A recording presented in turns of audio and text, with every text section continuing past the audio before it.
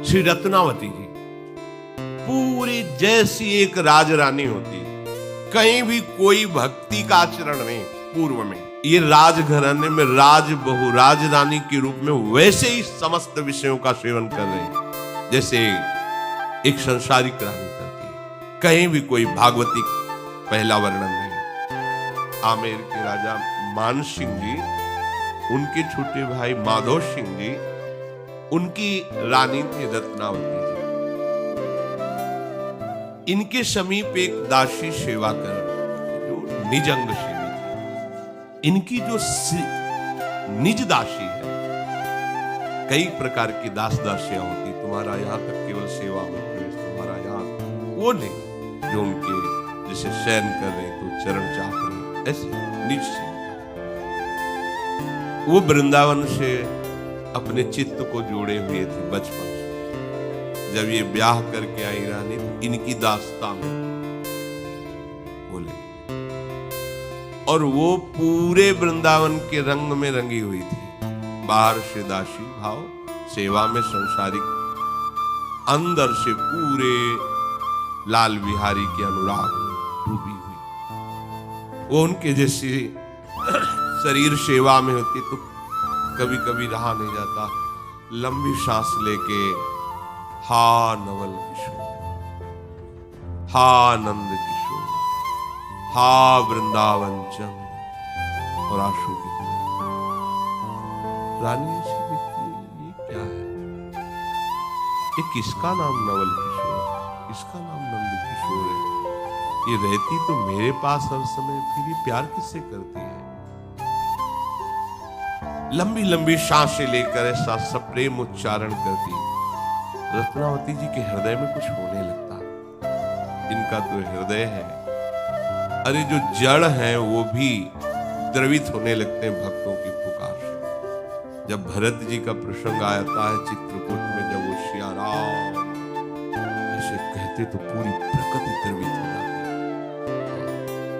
नाम में बड़ी अपार सामर्थ्य।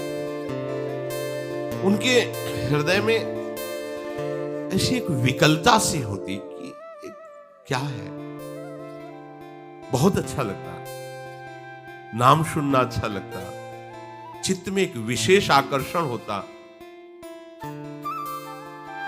और ये वो नहीं जानती थी कि ये भगवान नाम है, ये भगवत प्रेम है, ऐसा कुछ नहीं, पर एक आकर्षण। वृंदावन चंद, नवीन किशोर, ऐसे यहां ब्रज के जो प्रभु के नाम है वैसे, जैसे शास्त्रीय नामों में पुराण पुरुषोत्तम भगवान ऐश्वर्य, यहां लाल बिहारी, नंद किशोर, ऐसे बहुत प्यारे दुलारे माधुर्य रस से भरे हुए प्रभु के इन नामों की मिठास तो जो ब्रज उपासना में है, यहां तक कि प्रभु को स्वयं बहुत इधर की लीला प्रिय, जैसे द्वारिका में है, जगन्नाथपुरी में, ये प्रभु है, श्री कृष्ण है। पर इस लीला को सुन करके, इन भावों को सुन करके वो भी प्रेम विकल हो जाते हैं। नामोच्चारण करना ये भक्त का प्रधान लक्षण है। दासी का अश्रु प्रवाह करते हुए ऐसे नाम उच्चारण करना कि उसमें एक आर्त भाव छुपा था, एक पीड़ा छुपी। हा नंद किशोर, हा वृंदावन चंद। रानी ने एक दिन पूछा, ए तुम क्या बार बार बोलती रहती हो, ये कौन है नंद किशोर, ये किसका नाम लेती हो? रहती तो मेरे पास हो, पर तुम प्रेम किसी और से करती हो, कौन है? पर पता नहीं मेरा हृदय क्यों खिंच जाता है जब तुम कहती हो हा वृंदावन चंद, हा कुंज बिहारी। मेरा मन खिंच रहा है, परिचय बताओ, ये कौन है, क्या है ये? आंसू क्यों बहा रही हो? दासी ने आंसू बहाते हुए कहा, आप तो राजभोग करो, आप इसकी बात मत सुनो, ये रोग है, रोग, ये चढ़ जाएगा तो सब भूल जाओगे ये राजभोग। आप तो भोग भोगो, खूब ऐश्वर्य है, ये बात मत पूछो, ये बात आपके राजभोग को नष्ट कर देगी। अब तो जैसे कोई घूंघट में मुंह छुपाए तो देखने का मन होता ही है, ऐसे जैसे ऐसे कोई चले तो लगेगा, अब खुला चले तो कौन देखे। घूंघट में अब कोई बात छिपाए, अरे पूछो मत, नहीं नहीं मत पूछ, तो आपको ऐसी जिज्ञासा होगी, अब तो पूछ के ही रहेंगे, अब तो कोई मतलब जिज्ञासा होती है। रानी विकल हो गई। अब बताइए, बताओ ना कौन है ऐसा, क्योंकि आप जब बोलती तो मेरा भी चित्त खिंचता है। तो कहा महारानी जी आप मत पूछो, दिन रात ये अपने राजभोग भोगिए, मेरी दशा मत पूछिए। नहीं नहीं बताओ ना, मेरे ऊपर तो वृंदावन के संतों की कृपा है। वृंदावन जाती थी, सत्संग करती थी, और प्रभु के नाम का परिचय संतों से मिला, उनके रूप का परिचय मिला। जब से रसिक नरेश वृंदावन रसिकों की कृपा हुई, तब से नाम भगवान का नाम है नंद किशोर। हाँ हाँ, अच्छा तो आप भगवान को पुकारते हो, ये भी पता नहीं था। देखो अब ये पूर्व का जो कुछ साधन बना होगा, तो उनको दासी का संयोग, जैसे कल उनको बड़े भाई का संयोग मिला, विषय तो देते हैं, साथ में अंगरक्षक भी दे देते हैं जो तुम्हें बचा लेगा। विषय तो दिया, पर दासी ऐसी दे दी जो महाभागवत प्रभु के रंग में डूबी हुई। रानी ने विशेष आग्रह करके, देखो दासी ने कहा, देखो अभी आप चैन से जी रहे हो ना, जी लो, अगर हमारी बात सुनोगी, हमारी बात पकड़ोगी, तो तुम्हारा चैन नष्ट हो जाएगा, हो सकता है तुम्हारा शरीर सहन न कर पावे, रहने दो। अब तो रानी को और उत्कंठा बढ़ी, कृपा करो, ये शब्द निकले, ये शब्द ही अधिकार देता है आंतरिक रहस्य बताने का। जब तक स्वामी बनकर आदेश देते रहो, तब तक इसका अधिकार नहीं। श्री रत्नावती जी अब तो हर समय दासी के पास है, कहने को दासी, वो गुरु पद में विराजमान, उसके मुख से सुंदर भगवत चर्चा, संत चर्चा, नाम महिमा, ऐसे प्रभु के गुण, प्रभु के रूप सुनती रही। अब सुनने का परिणाम ये हुआ कि अभिलाषा जागृत हो गई। कैसे देखो, कैसे देखो अपने प्रभु को, प्रभु का दर्शन कैसे हो। रानी ने दासी के चरण पकड़े और रो रो के कहा, एक बार केवल मुझे मनमोहन के दर्शन करा दीजिए, एक बार। देखो कैसा रंग, ये पीछे से की हुई भगवत भक्ति का चमत्कार कि ऐसे महापुरुष का जो दासी स्वरूप में उनका सानिध्य प्राप्त हुआ। रो के कह रही, मनमोहन के दर्शन करा दीजिए, आपसे सच्ची कहती हूं कि मैं जीवित नहीं रह पाऊंगी। अब मैं, ये कितनी बड़ी बात है, जन्म के जन्म लग जाते हैं, भक्ति का रंग नहीं आता, फिर मिलने की प्रबलता, ये तो अंतिम परिणाम। इसीलिए तात स्वर्ग पवर्ग सुख धरी तुलाए कंग तूलन पाहि सकल मिली जो सुख लव सत्संग। देखो ना, एक क्षण के संग ने कैसा परिवर्तन कर दिया राज, नाना प्रकार के भोगों में रत उस रानी का। देखो मेरे हृदय में आशा बढ़ती जा रही हूं, मैं जीवित नहीं रह सकती, मुझे एक बार दर्शन करा दो। वो क्यों दर्शन नहीं देते हैं? दासी ने कहा कि दर्शन पाना तो बहुत कठिन है, बहुत कठिन। राजा लोग राज्य छोड़कर विरक्त होकर धूल धूसरी तन होते हैं, पर वो भगवान का दर्शन पा ले ऐसी बात नहीं होती।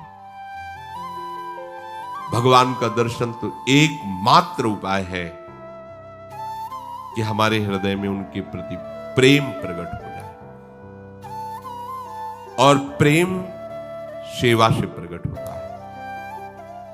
इसलिए हमारी इच्छा है कि आप लाल बिहारी की सेवा विराजमान करो। अच्छे अच्छे पकवान आपके पास सब सामग्री है, खूब उनको भोग लगाओ, उनको दुलार करो, प्रभु के प्रति जितना अपनापन होता जाएगा उतना ही प्रेम बढ़ता जाएगा, और उसी प्रेम में जहां आप सेवा कर रहे हो वहीं से वो प्रकाशित हो जाएंगे। राधा बाबा को छवि से ही पहले हुए थे, जो श्री कृष्ण की छवि थी वही ऐसा लग रहा था, वही हमारे हृदय में आकर विराज, हृदय से निकलकर छवि में, छवि से निकलकर एक हो गए, बाहर भीतर एक प्रभु हो गए। इंद्रनील मणि रूप प्रगट स्वरूप कियो, लियो वह भावयो स्वभाव मिली चली है।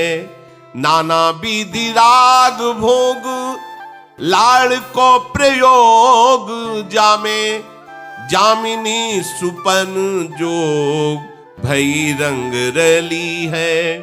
करत श्रृंगार छवि सागर न पारावार, रहत निहारी वाही माधुरी सुपली है। कोटिक उपाय करे जोग यज्ञ पार परे, ए पे नहीं पावे यह दूर प्रेम गली है। जैसा गुरु स्वरूपा दासी ने आदेश किया, वैसे रत्नावती जी ने इंद्र नीलमणि की एक प्रभु श्याम सुंदर की मूर्ति बनवाई, अर्चा विग्रह के रूप में प्रभु को सेवा में विराजमान किया। दासी ने जैसी जैसी सेवा की भावना बताई वो अपने हृदय में धारण कर वैसे ही इस मार्ग में लाड़ की प्रधानता होती। लाड़ माने दुलार। प्रेम मार्ग में वैदिक सिद्धांत नहीं, भाव सिद्धांत, दुलार। जैसे हमें जब जो आवश्यकता होती है वैसे ही हम प्यारी जो सर्दी है अंगीठी, सर्दी है गर्म कपड़े, सर्दी है गुनगुना जल, जिससे उनको सुख में, बिल्कुल वैसे ही आत्मवत दासी के साथ मिलकर के प्रभु की सेवा प्रारंभ कर दी। अब रानी थी, संपत्ति की तो कमी नहीं, सुंदर सुंदर आभूषण श्रृंगारित करना, प्रभु को भोग लगाना, प्रभु को शयन कराना, और जब शयन करती तो देखती कि स्वप्न में भी वही सेवा कर रही। ये ऐसे प्रेम होता है। जागृत में तन्मयता हुई और स्वप्न में भी देख रहे, ऐसा ही होता है। बिना प्रगट सेवा के बहुत दूरी है प्रेम गली, ए पे नहीं पावे ये दूर प्रेम गली है। इसीलिए देखो सब सेवा परायण रहते, धाम है प्यारी जू की सेवा। अब तो और गहरा प्रेम रंग चढ़ा, स्वप्न में भी वही सेवा। इंद्रनीलमणि ठाकुर जी सुंदर सुंदर कोमल वस्त्र, आभूषण, चंदनाद, इनसे श्रृंगार करना, घंटों श्रृंगार में डूबे रहना, फिर श्रृंगार करके टकटकी लगा करके एकदम उसी श्रृंगारित प्रभु के रूप का दर्शन करना। अब तो प्राण व्याकुल हो गए रूप माधुरी के लिए। कोई करोड़ों यज्ञ करे, योग करे, साधना करे, संसार से मुक्त भी हो जाए, पर प्रभु का प्रेम नहीं प्राप्त कर सकता। ये साधनों से नहीं, ये प्रेम पथ अत्यंत दुर्लभ है। प्रभु की सेवा, प्रभु का चिंतन, रत्नावती जी को जो लालसा जगी हुई थी नाम और गुण सुनने से, उसमें और आग लग गई सेवा से। अब तो क्या करूं, अब भी दर्शन नहीं हो रहे प्रकट। दासी से पूछा, आपने जो जो कहा हो गया, अब क्या करूं, अब तो जिया नहीं जा रहा, हमें प्रगट दर्शन चाहिए, क्या उपाय हो सकता है? ये देखो महापुरुषों के संग का प्रभाव कि ठीक पद्धति प्राप्त होती है। मैं आपको अब अंतिम उपाय बताती हूं, इसमें निश्चित भगवत साक्षात्कार होता है। आप महल के निकट एक संत निवास बनाइए, नगर से बाहर सभी मार्गों पर विश्वसनीय पहरेदार बैठा लिए और उनको समझा दीजिए कि किसी भी वैष्णव साधु को देखें तो प्रणाम करके हाथ जोड़कर विनय पूर्वक श्रद्धा पूर्वक यहां महल में लावे, पास में जो संत निवास है उनको यहां लाया जाए, उनके चरण पखारे जाए, विनय करके उनको सुंदर सुंदर भोजन पवाया जाए, और आप एक चिक डाल करके, क्योंकि रानी बाहर प्रगट में नहीं, आप उन संतों का दर्शन कीजिए, फिर आप देखिए आपको श्याम सुंदर उन्हीं संतों के बीच में दिखाई देंगे। क्योंकि अगर कहीं ढूंढना है प्रभु को तो संतों के बीच में मिलते हैं। कभी भी कहीं भी किसी को भी मिले ना तो संतों से ही मिले। चली मन ढूंढन जाइए सतगुरु के छौना। ये लालजू क्या है? गुरु के लाडले हैं, संतों के लाडले हैं। सिर के साटे पाइए ये राम खिलौना। देहाभिमान छोड़कर सदगुरु के हाथ बिक जाओ तो ये उनके छौना है, आपके खिलौना बन जाएंगे। प्रेम जंजीर जराए के गही राखो भाई, इन संतन के मोहते मिली है रघुराई। जो आसक्ति संसार में बंधन का कारण है, भगवान कपिल देव जी कहते हैं, वही आसक्ति यदि संतों से कर ली जाए तो मोक्ष का खुला हुआ द्वार है। जो मोह संसार के बंधन का हेतु है, श्री मलुकदास जी कह रहे हैं, प्रेम जंजीर जराए के गही राखो भाई, इन संतन के मोहते मिली है रघुराई। कृष्ण कृष्ण नित पढ़त है, सुचिते चित लागे, पाए टिके नहीं पाप के सब ही दुख भागे। कह मलूक सब छाड़ के गहिले ये हाला, जोई जोई मूरत संत की सोई देख गोपाला। संत के रूप में भगवंत ही विराजमान है, आपको ऐसा अंतिम में अनुभव हो जाएगा। ऐसा ही किया। सबसे बढ़िया बात रत्नावती जी की है कि जिस दिन से स्वीकार किया गुरु पद में दास, एक भी बात नहीं काटी, जैसा वो आदेश करती गई। अब महल के बगल में आदेश हुआ संत निवास की रचना। बाहर पार्षद लगा दिए गए सेवक, जहां कोई दूर दूर संत वैष्णव आदर के साथ उनको वहां पास में जो संत भवन था, संत निवास था, लाए, उनका चरणामृत उतारना, भोग पवाना। महल के समीप संत निवास, वहां भगवान के प्यारे भक्त जनाने लगे। खूब नाम कीर्तन, भगवत चर्चा हो रही, सुंदर उनकी सेवा, भोग पकवान आदि से।